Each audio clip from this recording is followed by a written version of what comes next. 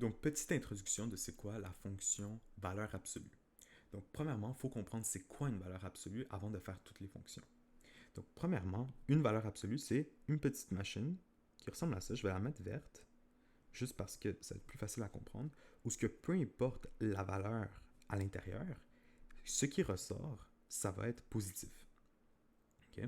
Donc, par exemple, si je te dis que x est égal à 5, okay, ben, tu remplaces ton x ici par 5, on efface, on remplace par 5, et ça va me donner combien au y? Ben, comme c'est déjà positif, ça ne change rien, parce que c'est une machine positive. Ça change les positifs en positifs et les négatifs en positifs. Donc ici, automatiquement, ma réponse c'est y est égal à 5 positifs. Okay? Mais je vais vous donner un autre exemple. Imaginez que maintenant j'ai mon x encore, mais mon x est égal à moins 10. Qu'est-ce qui se passe dans ce cas-là? Ben, mon moins 10, je vais le mettre à l'intérieur. Et là, on se rappelle, c'est une machine positive. Donc, qu'est-ce qui se passe? C'est que n'importe quoi que ce que je mets dedans, quand ça ressort, ça va devenir positif.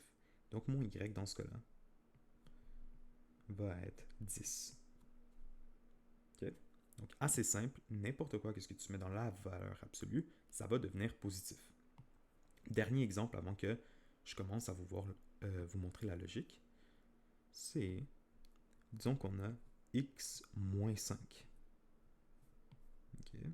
Et là, je te dis que x est égal à 3. Là, tu vas me dire, ah, ok, ben, ça va être positif.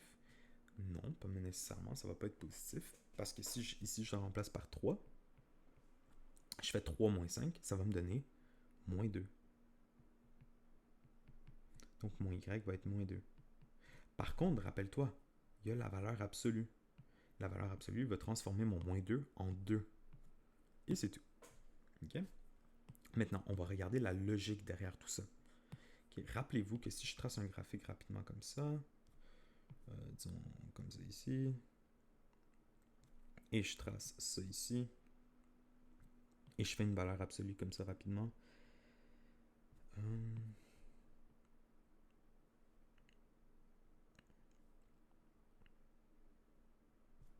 Et comme ça.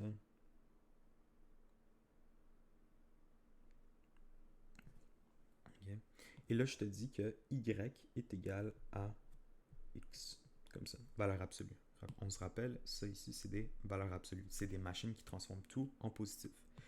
Donc, si je te dis que x est égal à 1, x est égal à 2 et x est égal à 3, ça va être quoi les réponses des y?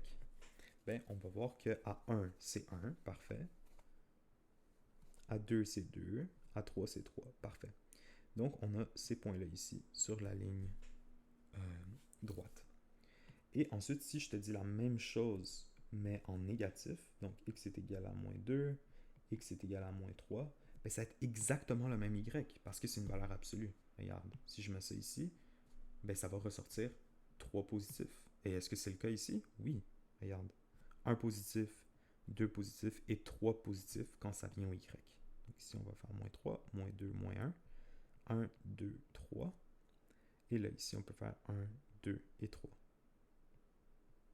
Et c'est ça la logique derrière la valeur absolue. Ensuite de ça, on va regarder vraiment tout ce qui est les fonctions en détail, donc les paramètres ABHK.